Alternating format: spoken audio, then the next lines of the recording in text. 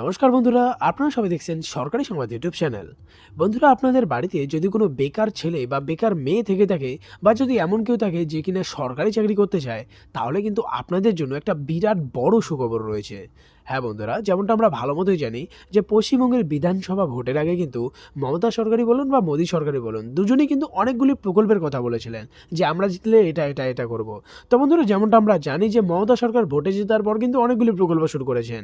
লক্ষ্যের ভাণ্ডারে বলুন, তরুণের স্বপ্ন বলুন, কন্যাশ্রী, যুবশ্রী, রূপশ্রী, অনেকগুলি প্রকল্প শুরু করেন। আর বন্ধুরা, ওইদিকে কিন্তু মোদী সরকার হেরে যাওয়ার পরও একের পর এক নতুন নতুন সুবিধা দিচ্ছে সাধারণ মানুষদের জন্য। দেখুন, আবারও কিন্তু উজ্জ্বলা যোজনা 2.0 তিনি শুরু করেছেন, যেটাতে আবারও আমরা ফ্রিতে গ্যাস সিলিন্ডার পেতে চলেছি। ইতিমধ্যে আপনাদের মধ্যে হয়তো অনেকেই পেয়েছেন। তো বন্ধুরা, মোদী সরকারের একটা অন্যতম প্রকল্পের কথা তিনি বলেছেন যে আমি ভোটে জিতলে প্রত্যেকটি পরিবারে একটি করে চাকরি দেব। তো বন্ধুরা, তিনি কিন্তু সেই প্রকল্পটা অবশেষে শুরু করলেন।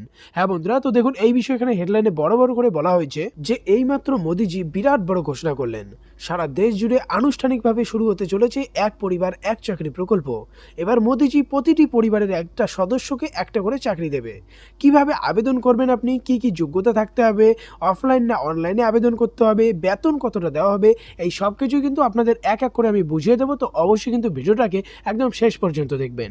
এরই সাথে বন্ধুরা, যদি আপনিও চান যে আপনাদের পরিবারে একটি সরকারি চাকরি দেওয়া হোক, তাহলে কিন্তু অবশ্যই ভিডিওটিকে একটা লাইক করে দেবেন। এরই সঙ্গে লাল রঙের সাবস্ক্রাইব বাটনে ক্লিক করে বেল নোটিফিকেশনটা অল করে দেবেন এই ধরনের খবর প্রতিদিন। তো বন্ধুরা, এখানে দেখুন প্রথমেই বলা হয়েছে যে আবেদন করতে গেলে আপনার কি কি কাগজপত্র বা ডকুমেন্টস লাগবে। আপনাদের এক এক করে পুরো জিনিসটা বুঝিয়ে দিচ্ছি। তো আবেদন করতে গেলে আবেদনকারীর আধার কার্ড নিয়ে যেতে হবে, সাথে শিক্ষাগত প্রমাণপত্র হিসেবে সার্টিফিকেট বা রেজাল্ট যে কোনো একটা বা দুটোই আপনি জমা করতে পারবেন। বয়সের প্রমাণপত্র হিসেবে মাধ্যমিকের অ্যাডমিট কার্ড অথবা জন্ম সার্টিফিকেটটা জমা করতে হবে। এর সঙ্গে আমরা নিচে আসছি, এরই সাথে আপনার দিতে হবে আপনার বার্ষিক ইনকাম, মানে পারিবারিক বার্ষিক ইনকামটা দিতে হবে। এরই সাথে এমপ্লয়মেন্ট এক্সচেঞ্জ কার্ড। তো এই সমস্ত ডকুমেন্টসের জেরক্স কপি বা অরিজিনাল কপি কিন্তু আপনার সাবমিট করতে হবে। এবারে কথা হচ্ছে আপনাকে বেতন কতটা দেওয়া হবে। তো যেমনটা আপনারা জানেন যে কেন্দ্র সরকারের চাকরির বেতন একটু বেশি থাকে। তো এখানে দেখুন পরিষ্কার করে বলা হয়েছে আপনাকে বেতনটা কিন্তু 12,000 থেকে 32,500 টাকার মধ্যে আপনাকে দেওয়া হবে।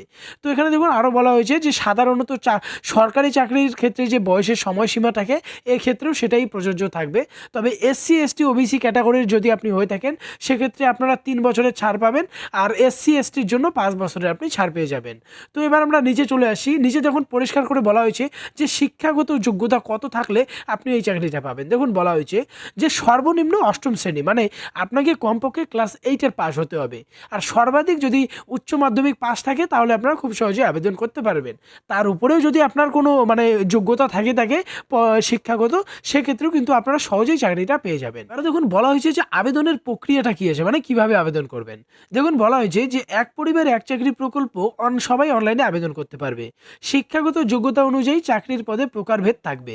এক পরিবার এক চাকরি প্রকল্পটি দেশের বিভিন্ন রাজ্য চালু করার জন্য কেন্দ্র সরকার উঠে পড়ে লেগেছেন। একটা কথা আপনারা বুঝতেই পারলেন, যদি আপনার শিক্ষাগত যোগ্যতাটা একটু বেশি থাকে, তাহলে কিন্তু আপনার বেতনটাও একটু বেশি যাবে, মানে আপনি একটু হাই লেভেলে চাকরিটা পেতে পারেন। এরই সঙ্গে দেখুন বলা হয়েছে যে এই প্রকল্পটি কেবলমাত্র বর্তমানে সিকিম রাজ্যে চালু করা হয়েছে, তবে ধীরে ধীরে এই প্রকল্পটা কিন্তু আমাদের পুরো ভারতবর্ষে চালু করা হবে। এই প্রকল্পে আবেদনের প্রক্রিয়াটা মূলত